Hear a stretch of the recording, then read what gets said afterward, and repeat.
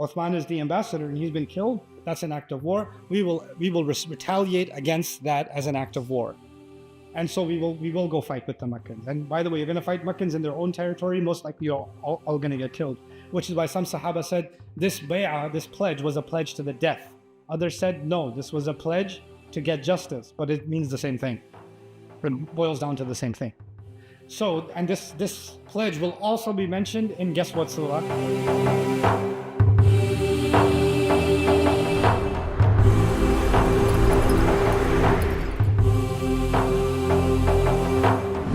Get the most from this video series by downloading our free workbook on the Prophet's Road to Hajj from bayyinah.com/dhul-hijjah. Alhamdulillahi Rabbil Alameen, wassalatu wassalamu ala sayyidil anbiya'i wal mursaleen, wa ala alihi wa sahbihi ajma'een, amma ba'd. Assalamu alaikum wa rahmatullahi ta'ala wa barakatuh. So far I've spoken to you about two people that came to try to negotiate with the Prophet sallallahu alaihi wasallam. Neither of them were from Mecca. So the first of them came from the tribe of Khuza'a, Budail or Badil. And then the second one, Urwa, was one of the elite leaders of the Taif region. He was a Thaqafi. So he came and his negotiations, as we saw, failed. And at the end of it, and even though he left offended, he was also kind of overwhelmed by the unity of the Muslims and the way they honor the Prophet ﷺ. So he demonstrated that to the Quraysh and let them know, listen, you guys don't have anything on these people. They are far more unified and far more powerful and far more loyal to their leader than you guys can even imagine. So the better thing for you to do is let them quietly make their umrah and leave. That's the smarter play for you.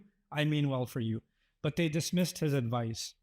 The third thing that happened was the Prophet ﷺ thought that maybe sending someone from Medina, because you know the Quraysh primarily have a problem with the Meccans, right? The Meccans who left, the Muhajirun. So maybe sending a Muslim in from Medina might be neutral and they might be willing to speak with him. So they send, Khirash bin Umayyah al-Khuza'i, and they recognize the camel and they beat him up. And they basically beat him up, and then somebody recognized that he's from their tribe and he let them go. He was actually not a Medinan, but he was from Khuza'a also. So he got let go and he came back, meaning no conversation happened. So now there's been two attempts from the outskirts and one attempt from the Muslims, but no conversations are moving forward. But then what happens is another side, so one side is Ta'if, Khuza'a, etc. Another side, neighbor, is actually the Kinaan region, the Kinana. And one of their big leaders is Al-Hulais. I know there's a lot of names, but it's important to remember some of these names because this one's actually pretty significant. His name is Hulais. And Hulais, what you should know about him is he has a lot of respect for the Kaaba. And he's a religious guy. So even you could be pagan, you don't believe in Islam, but you can still be religious. And part of his religious outlook was he had a lot of respect for the Kaaba and the rituals of the Kaaba. And a lot of the rituals of the Kaaba, you should know for your own knowledge, even the non-Muslims that were doing pagan worship at the Kaaba, a lot of that pagan worship was just the deformed version of what Ibrahim alayhi salam taught originally thousands of years ago. It just went through many mutations and it became this pagan thing. But some of the stuff that was in there was actually still original. Like they were doing tawaf, and tawaf was something taught to Ibrahim alayhi salam. At-ta'ifin wal-akifin al-ruka' as-sujud. They were still sacrificing the animals, and the sacrifice of the animal was taught to Ibrahim alayhi salam. So even though they had a lot of shirk, if you peel off the layers of the shirk, behind it were actually remnants of the religion of Ibrahim alayhi salam still, right? So, and part of those are common to Islam. The Muslims brought animals to sacrifice. The mushrikun also used to have animals to sacrifice. Why is that the common thing? Because we are restoring the legacy of Ibrahim alayhi salam, and the mushrikun have bits and pieces from that legacy that they're still holding on to and mixing in a lot of their corruption with it, right? So Hulais has a lot of respect for the Kaaba. He has a lot of reverence for the animals that are being brought for the sacrifice, etc. The Prophet ﷺ sees him coming from a distance, and he knows that the people of Kinana, they are more religious in that way. So فَقَالَ رَجُلٌ مِّن بَنِي كِنَانَ دَعُونِي آتِيهِ. So one of the people of Banu Kinana, Hulais, said, let me go talk to him. So he told the Quraysh, listen, The Taif thing didn't work. Other places didn't work. I'm a religious guy. I'm a softer person. I'll go speak with them. Let me see if I can make sense with them. فقالوا ائته. So they told him, go talk to this man, Muhammad. فلما أشرف على النبي صلى الله عليه وسلم وأصحابه. When he came to approach the Prophet ﷺ and the companions, قال رسول الله صلى الله عليه وسلم هذا فلان وهو من قوم يعظمون البدن فابعثوها له فبعثت له. So he said, this is a person, they have a lot of respect and regard for animals that are supposed to be sacrificed for religious reasons. Now, did the Muslims bring their animals? They brought their animals. So he said, even though he's approaching, why don't you do this? Take all the animals that are meant to be sacrificed, put them in front of us. So the first thing he's going to see is he's not going to see the Muslims, he's going to see the animals that are supposed to be sacrificed, and he has respect for that already. So he's like, oh, they're here on a sacred pilgrimage? These are sacrificial animals.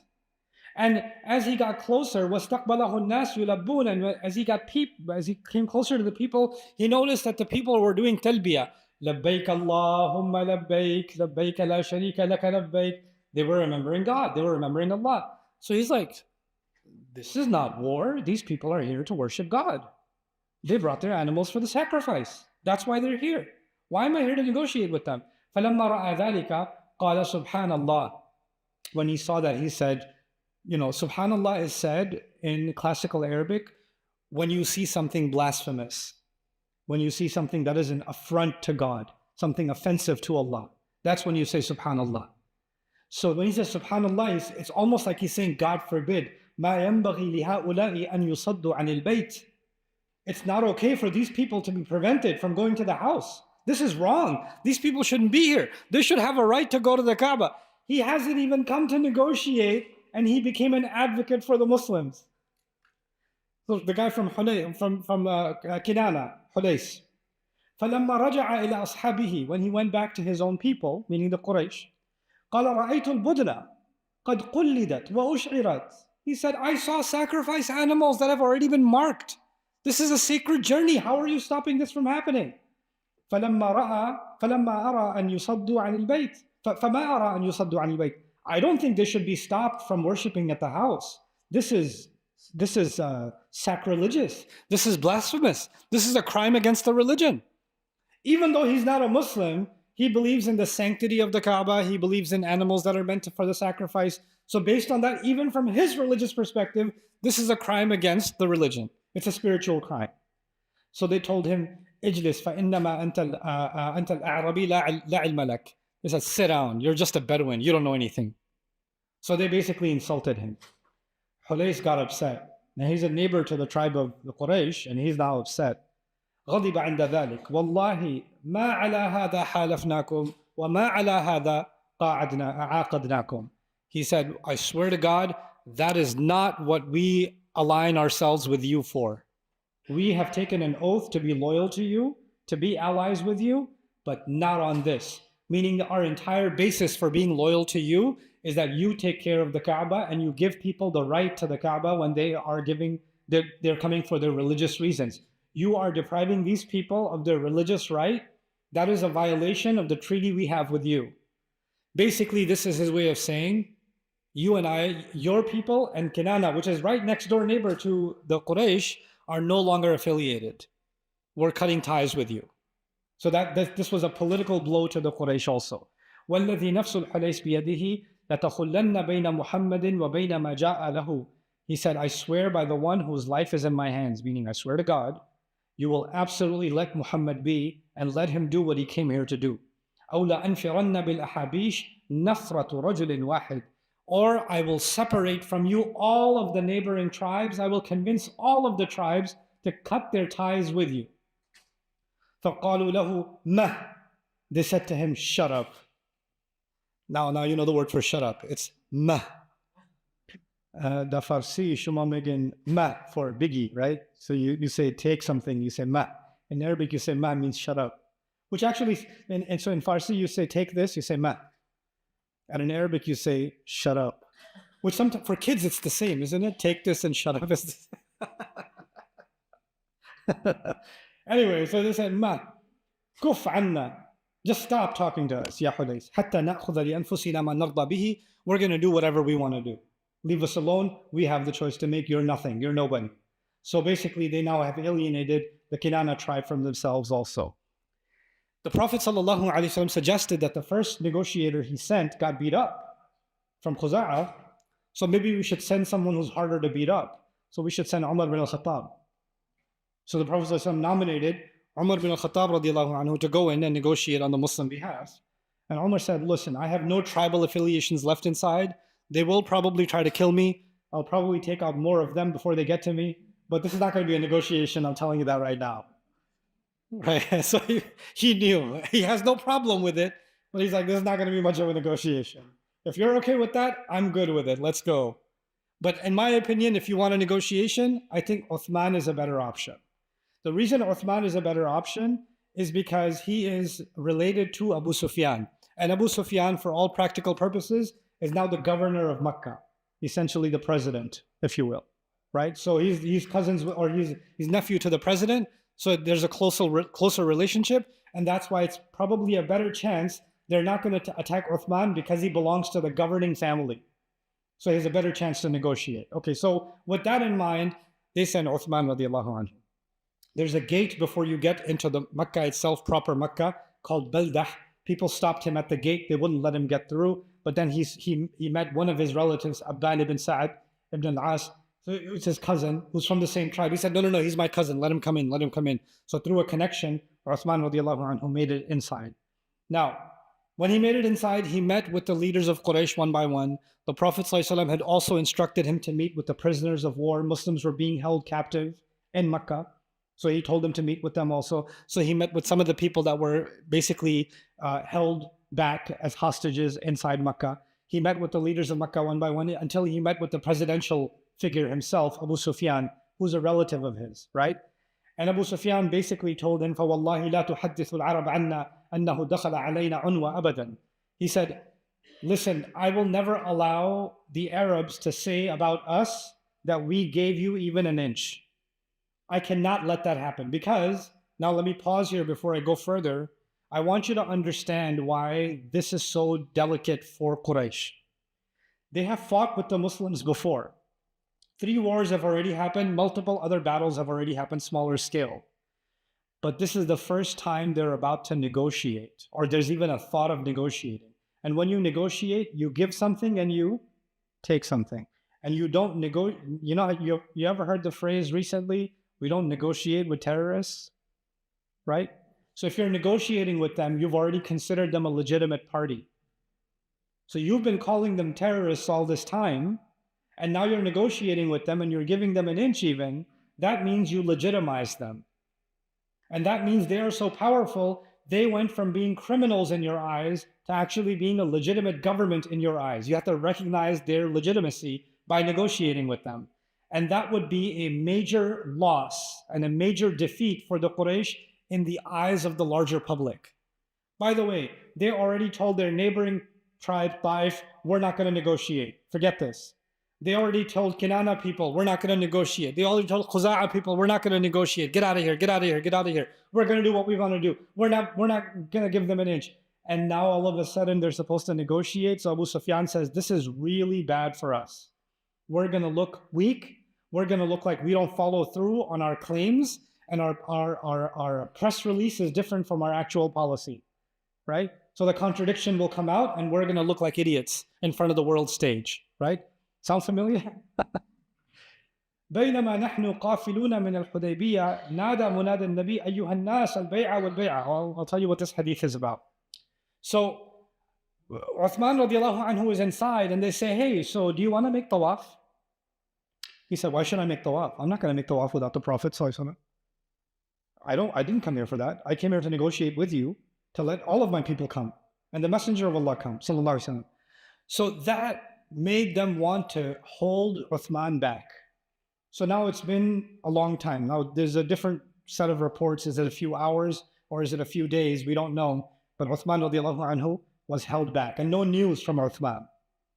Now what happens on the other side? We haven't heard from Uthman. The Muslims are camped out in Hudaibiyyah. No more fighting is happening, but we haven't heard from Uthman. And the way this plays out, I'm going to do an imaginary scenario for you. There's a couple of Sahaba sitting together and they're like, Uthman hasn't come back for a while. Yeah. I hope he didn't get killed. Somebody just may have said, I hope he didn't get killed. 5 feet over this way, you didn't hear the whole conversation. You just heard the word killed and Uthman. You're like, hey, did you? I thought I heard Uthman got killed. Did Uthman get killed? I don't know. Maybe find out. So you go to somebody else. Hey, have you heard anything about Uthman being killed? No, I haven't heard. Let me ask around. And now the questions being asked. And enough questions being asked. A lot of people are saying Uthman got killed. Yo, everybody knows Uthman got killed. Uthman got killed. So what happens in a crowd, you overhear something, it travels, it becomes something else. Some of the younger people here probably know the game of telephone, right? I played the game of telephone in the old Bayna campus once. I had a bunch of kids, like 80 kids. And I said, telephone is you whisper in one ear, they whisper in the next, and you ask the last kid what they said, right? So I whispered in the first child's ear, Bob punched Joe. That's what I said to him, Bob punched Joe. And he's supposed to whisper that. And we went through 80 kids. By the time we got to the 80th kid, I said, what did you hear? He said, Sallallahu Alaihi Wasallam.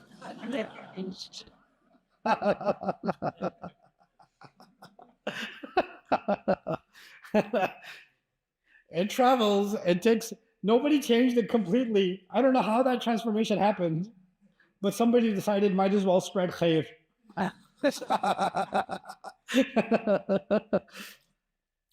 Now Rasulullah ﷺ is also getting worried, and the rumor is spreading to the point where he's convinced, and Allah, to test the believers, sent Jibreel alayhi salam to the Prophet ﷺ. Call the followers and make them take a pledge with you. Make them take a pledge with you. So he called. The Prophet ﷺ told one of his people to make a call to gather all the Muslims. بَيْنَمَا نَحْنُ قَافِلُونَ مِنَ الْحُدَيْبِيَّةِ. When we were settled in our caravan in Hudaibiyyah, نادى منادى النبي عليه الصلاة والسلام أيها الناس البيعة البيعة. The caller assigned by the Prophet ﷺ called, people, bay'ah, bay'ah, pledge, time to take a pledge. Pledge means you put your hand in somebody's hand and you take an oath. That's what a pledge is. That's what a bay'ah is. Okay? نزل روح القدس. The angel Jibreel came down. He's asking for a pledge. That's the announcement. The Muslims start gathering. So فسرنا إلى رسول الله صلى الله عليه وسلم وهو تحت شجرة ثمرة بايعناه فبايعناه. And we came to the Prophet ﷺ and he was under a tree and we took a pledge with him there. The pledge was to basically avenge Uthman. If he's been killed, we're going to avenge him. I know we didn't come here for war, but if you kill an ambassador, it's an act of war, right? And if Uthman is the ambassador and he's been killed, that's an act of war. We will retaliate against that as an act of war. And so we will go fight with the Meccans. And by the way, you're going to fight Meccans in their own territory, most likely you're all going to get killed. Which is why some Sahaba said this bay'ah, this pledge, was a pledge to the death. Others said no, this was a pledge to get justice, but it means the same thing. It boils down to the same thing. So, and this pledge will also be mentioned in, guess what surah? Surah Al-Fatih. Because all of this is going to be recorded in Surah Al-Fatih. Right now we're looking at the seerah sources and the hadith sources. Then eventually, hopefully tomorrow inshallah, we'll talk about how the Quran comments on all of this. Because it's a difference between when a Sahabi remembers something or the historian remembers something. It's different than Allah mentioned something. We should keep those two separate accounts, isn't it? That's divine perspective. So we're gonna deal with that separately, inshallah. Okay, so the Prophet ﷺ takes this pledge. Now they're ready to fight because there's already been an attempt to kill the Prophet ﷺ and to stir up the Muslims. Remember the 80 that came to start a fight? And now Uthman has disappeared. So they're ready to go get in there, right? And the Prophet ﷺ told them, Antumul yawm ahlu khayril ard. He told them, you are the best people on earth today. The Sahaba who took that pledge. Then he said, لا يدخل النار إن شاء الله من أصحاب الشجرة أحد الذين بايعوا تحتها. Allah, he said, by the will of Allah, nobody who took the pledge under the tree, not one of them will enter into the fire. Not one of them will enter into the fire. Okay. And then Hafsa radiallahu anha, she had recited this ayah, in وَإِن مِّنكُمْ إِلَّا وَارِدُهَا. The Prophet ﷺ, she recited the ayah. What about the ayah that even every one of you will have to go over the fire? In Surah Maryam. Every human being will have to go over it like a bridge. إِلَّا وَارِدُهَا. And he said, وَنُنَجِّي الَّذِينَ اتَّقَوْا وَنَذَرُ الظَّالِمِينَ فِيهَا جِثِيًّا. And Rasul Sallallahu Alaihi Wasallam recited another ayah, we will rescue those who have had taqwa, right? So, and leave the wrongdoers in it. Okay, so now, by the way, where is this tree? This is one of the great wisdoms of Allah, that they couldn't remember where the tree was when they came back. 1,400 people couldn't remember where the tree was. It was pretty amazing. And one person said, I remember exactly where it is, but I can't tell you because I'm blind. that was the wisdom of Allah. Because if Pakistanis went there today, I don't know if there would be a bigger crowd at the Kaaba or a bigger crowd at the tree. You understand? So one of the wisdoms of Allah is that the tree's gone, because that would have turned into something else. People would have had branches in their house. People would have had leaves. People would have tried to dig up the root. They would have taken the dirt. All kinds of stuff would have been happening because of that tree, you know? And so, and this is actually one of the ways in which Allah protected our religion from falling into shirk, because Tawheed falls into shirk over generations. That's what happened with Nuh alayhi salam. And unfortunately, at some level, that still happens with the Muslims. Muslims go to the Kaaba, and the security people check the purses and bags and everything, right?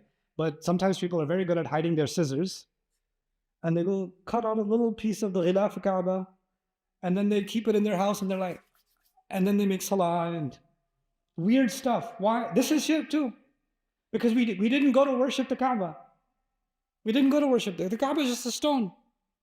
And if people are hugging the Maqam Ibrahim, you know, they're hugging the thing.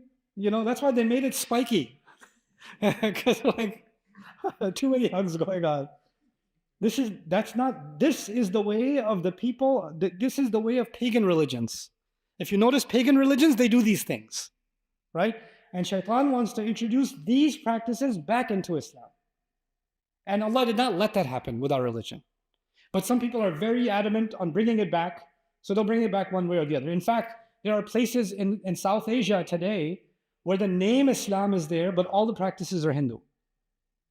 The name is Islam, but actually it's, you know, what they call in Texas, lipstick on a pig, right? It's through and through, it's shirk. There's nothing like close to Tawheed in it.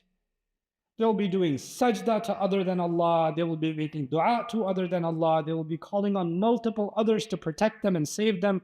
هَؤُلَاء شُفَعَاؤُنَا عِنْدَ اللَّهِ. All the things Allah mentioned that the mushrikun would do, you can find, and those people call themselves Muslim. They're calling themselves Muslim. You can call yourself whatever you want. You know, it is, and filth is filth. You could spray perfume on it, it's still filth. You know? And so this is something Allah protected our religion from, and we have to protect ourselves from it, from the smallest of these things. Unfortunately, when the real religion disappears, then it's replaced with religious artifacts. That's the fact of it. Either you have the real faith. The faith is in the hearts, right? The Sahaba had Quran in their hearts, right? And then most of them didn't know how to read and write. And the ones who did know how to read and write, sometimes they wrote Quran on a bone. Sometimes they wrote it on a rock. If you were there and you saw Quran written on a bone, astaghfirullah, you'd put it somewhere on the top and protect it, put it in a glass case. This is what, this is the ridiculousness we have done. And as a result, now the Quran is not in the heart, but at least it's in the rear view mirror, right? There's an Ayatul Kursi in the rear view. There's a they have a micro mushaf. You seen the micro mushaf? You need a electronic telescope to read the micro mushaf. And you keep that in the car because, you might get bad transmission if you don't have that in the car. Or you don't have good airbags, so you put Ayatul Kursi and, What religion is this? You know what this is? This is the same as the Christians who put a crown in the back, or they put a crucifix, they hang a crucifix. You seen those things? These are the kinds of jahiliyyah that Islam came to destroy. But you know what we did? We saw other people do this. We saw other religions do this, and we say, hey, they have that. We can have it too. اجعل لنا إلها كما لهم آلهة. The people told Fir'aun, the people told Musa alayhi salam, why don't you make us a god like those people have a god? That's what they said. Though other religions have it, we should have it too. They have amulets around their neck. We should have amulets around our neck. They tie things around their wrist. We should tie things around their wrist. They have temples and they have saints and they have holy people and they have dua to them and we should have that too. What's wrong with it? You know? And so we adopted so many of these shirky practices and we are totally okay with it. And this is the power of our religion. Our religion is the religion of Ibrahim alayhi salam. And Ibrahim alayhi salam's the entire principle of this deen is to destroy idols, objects. Objects are not sacred. The deen is sacred. Allah is sacred. The message of Islam is sacred, right? Today, the Muslims have more respect for a piece of paper that has Quran on it than the Quran itself. This is the tragedy of our time. They don't care what the ayah says. You don't care what the ayah says. You don't care what the Quran is saying, but you care that it's on a piece of paper. You should put it, should I burn it? Should I rip it? This is the concern. But you're ripping up its teachings in your family every day. You don't care. You're tearing up the Quran with your mouth every day, with your business every day. You don't care. Doesn't matter. But we got to respect the printed copy and put it in a nice shelf and all of that. This is what we've done. Subhanallah. And I'm saying jokingly, it's a blessing of Allah that the tree disappeared. It's a blessing of Allah. Had it not disappeared, whew, man, there would have been another tawaf going on around the tree. I wouldn't be surprised. I would not be surprised, So anyway, and by the way, if Allah wants to preserve something, He will preserve it, right? If Allah wants to preserve the Kaaba, which was buried under the ground for thousands of years, and Allah restored it from the time of Ibrahim alayhi salam, through thousands of years of paganism, Allah can restore it, can't He? And when Allah wants something to disappear, He'll make it disappear. If He doesn't want you to know where the Ashabul Kahf were, He won't let you know. You can go visit Turkey if you like, and you can go to whatever tourist site you want. If He doesn't want you to know where the Ark of Nuh alayhi salam is, then you can go see some mountaintop and say, oh, it was over here, it was over. If Allah wanted you to know, He'll let you know. If you want to know where Ya'juj and Ma'juj are, stop trying to go to China. dig into the wall of China, see if they're there. If He wanted you to know, you would know. People trying to do an archaeological search on the wall of Dhul Qarnayn and all this. Stop yourself. What happens in our religion? One, we go towards shirk. Two, we become obsessed with the things that Allah did not mention for that purpose. I give this, it's a silly example, but it's important for you to think about this. A teacher is giving you a lesson, right? A business class, a business teacher, right? And he's got years of experience in business, but he decided at the end when he retired, he wants to teach. So he became a professor after being very successful in business. And he's giving a lecture on business and how to run the business. Where do you open your shop? How do you choose a location? How do you decide if that's reasonable rent? How do you pick the right product? How do you pick the right sales strategy? What's your marketing strategy? This, that, the other. He's describing all of these things. And one student raises his hand and says, but what color socks does he wear every day? And the other student says, yeah, but does the shoe and the socks match, or like which? And the professor's staring at this guy like, what are you asking me? I just gave you priceless advice of 30 years of experience, business, and I gave you the story, the scenario, and you're asking me colors of socks? This is the only thing that came in your head? You know what that means? That student who's sitting there, his parents or her parents wasted a lot of money sending this kid to school. That's what that means. Because it's not that he's stupid, but his mind is in the wrong direction. He needs some mental readjustment before he can learn. The Quran does mental readjustment. The Quran tells us there were young people in a cave. Did Allah tell us how many? No, He said some people say this, some people say that. They're like, oh, some people? I want to say it too. They had a dog? What kind of dog? Was it a Chihuahua? Because that would have been really small. I don't know. Maybe, what kind of dog was it? Did it have spots on it? And there are, in our history, some people who are obsessed with this question. There are people that are going to read the story of Yusuf alayhi salam and say, well, so what happened with Zulaykha? If Allah wanted you to know what happened, you missed the entire surah, And all you got left is Zulaykha. What is wrong with you? What Quran? You know what we do? We read the Quran and we focus on everything that is not Quran. And then we call it tafsir, our version. We're studying Quran. This is not Quran. This is a mockery of Allah's book. This is a mockery of Allah's book. And this is the reason I wanted to share these lessons with you about Hajj is because even the Kaaba, when I went, I try not to go too much to Umrah. It's a mix of reasons. I went to Hajj once. I probably won't go to Hajj again.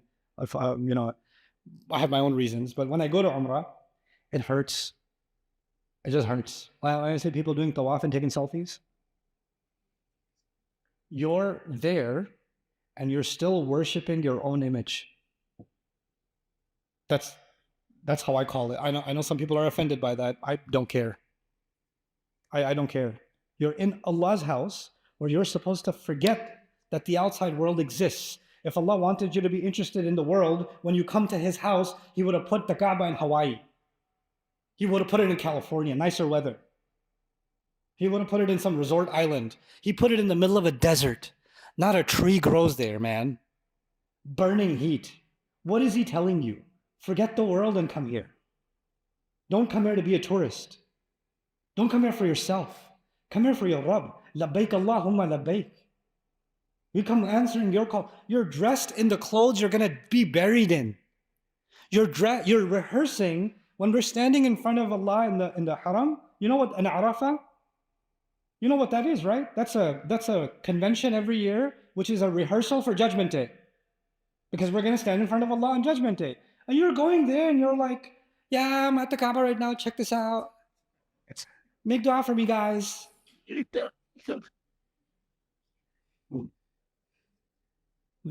don't need idols to worship anymore. Yourself is enough. The worship of self. The worship of selfie is the worship of self. Subhanallah. أَرَأَيْتَ مَنِ اتَّخَذَ إِلَهَهُ هَوَاهُ وَأَضَلَّهُ اللَّهُ عَلَى عِلْمٍ. Have you seen someone who takes their God and takes their own feelings and turns them into their God? That's what we've done with this religion. It deeply hurts. So when you go, if you get a chance to go to Allah's house, I want you to remember these stories. I want you to remember the blood that was spilled. I want you to remember the pain that they went through. They weren't going on a tourist site. They weren't going to share their pictures. That's not what was on their mind. They were going towards death. And we get to go because they did this. None of us would even have the sight of the Kaaba if they didn't do what they did. Visit bayyinatv.com/gift today to sponsor one of the 55,000 plus students that are waiting for a gift subscription. You can pay one time, cover a yearly subscription, or set up 10 payments for the first 10 days of the Hajj, the best 10 days of the year.